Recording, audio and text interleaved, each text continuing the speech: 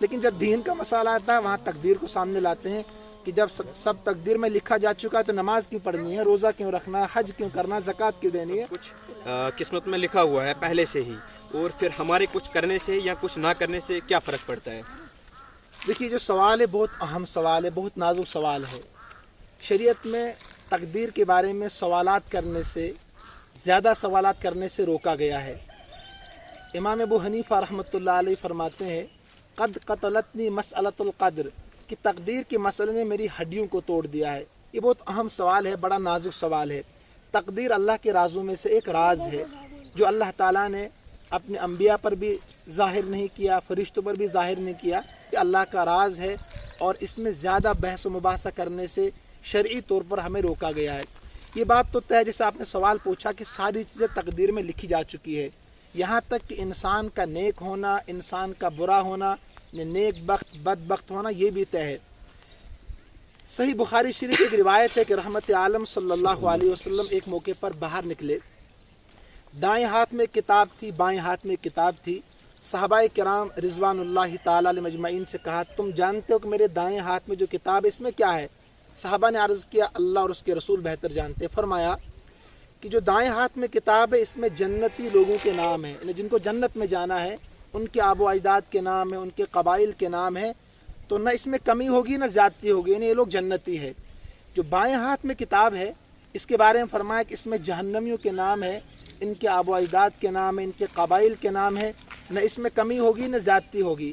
تو صحابہ نے تعجب کر کے سوال پوچھا یا رسول اللہ صلی اللہ علیہ وسلم، جب یہ فیصلہ ہو چکا ہے جنت میں جانے کا اور جہنم میں جانے کا، تو پھر ہم اعمال کیوں کریں، یعنی اعمال کس لیے کریں گے ہم؟ تو آپ صلی اللہ علیہ وسلم فرمایا اعملوا کل میسر لما خلق لہ، تم سیدھی راہ پر چلو، اعمال کرتے رہو، ہر انسان کے لیے اسی عمل کو آسان کیا جائے گا جس کے لیے وہ کوشش کرے گا، جس کے لیے اس کو پیدا کیا گیا ہے۔ اور ساتھ میں فرمایا کہ جنتی کا خاتمہ جنت والے عمل پر ہی ہوگا، یعنی نیک عمل کرتے کرتے اس کا خاتمہ ہوگا، اگرچہ اس سے پہلے اس کا کوئی بھی عمل رہا ہو۔ اور جہنمی کا خاتمہ جہنم والے عمل پر ہی ہوگا، اگرچہ اس سے پہلے کوئی بھی عمل کرتا رہا ہو۔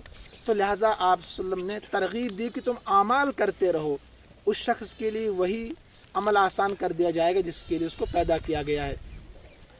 آپ صلی اللہ علیہ وسلم ایک موقع پر باہر تشریف لگے، صحابہ کرام ایک جگہ پر بیٹھے ہوئے تھے۔ آپ اس سے اندازہ لگائیے کہ تقدیر کا مسئلہ کتنا اہم ہے۔ تو آپ صلی اللہ علیہ وسلم جب ان کے پاس پہنچے، صحابہ کرام سے پوچھا کہ تم کس بارے میں گفتگو کر رہے تھے؟ فرمایا یا رسول اللہ صلی اللہ علیہ وسلم تقدیر کے بارے میں۔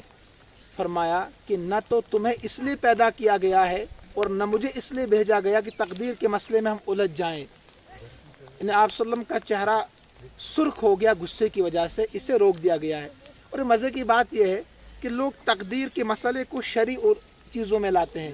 مثلا کسی سے کہتے ہیں نماز آپ نہیں پڑھتے، کیوں نہیں پڑھتے؟ وہ کہتا ہے میرے تقدیر میں لکھا نہیں ہے۔ زکوٰۃ نہیں دیتے، حج نہیں کرتے، عمرہ نہیں کرتے، یعنی اعمال صالحہ کے تعلق سے۔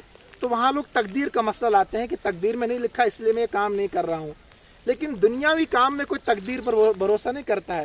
ایک ڈاکٹر صاحب ہے، صبح ضرور ڈیوٹی پر جاتے ہیں، انجینئر بھی جاتا ہے، ایک کالج کا بچہ کالج جاتا ہے، سکول جانے والا بچہ سکول جاتا ہے، ملازم پیشہ ملازمت پر جاتا ہے، تاجر پیشہ تجارت پر جاتا ہے۔ تو وہاں تو اعمال پر بھروسہ کرتے ہیں کہ یہاں سے ملے گا، لیکن جب دین کا مسئلہ آتا ہے وہاں تقدیر کو سامنے لاتے ہیں کہ جب سب تقدیر میں لکھا جا چکا ہے تو نماز کیوں پڑھنی ہے، روزہ کیوں رکھنا ہے، حج کیوں کرنا ہے، زکوٰۃ کیوں دینی ہے۔ تو لہٰذا رحمت عالم صلی اللہ علیہ وسلم جو فرمایا کہ اعملوا کل میسر لما خلق لہ، اعمال صالحہ کرتے رہو، اعمال کرتے رہو، ہر شخص کے لیے اس عمل کو آسان کر دیا جائے گا جس کے لیے وہ کوشش کر رہا ہے۔